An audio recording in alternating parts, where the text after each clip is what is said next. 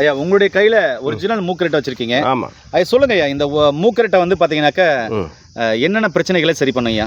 மூக்கரட்டை வந்து மெயினாக மஞ்சள் காமாலைக்கு சிறந்தது. அதாவது வந்து கல்லீரலை பலப்படுத்தக்கூடியது. அடுத்து வந்து பார்த்தீங்கன்னா கிட்னி சம்மந்தப்பட்ட அனைத்து பிரச்சனையும் சரி செய்யக்கூடியது.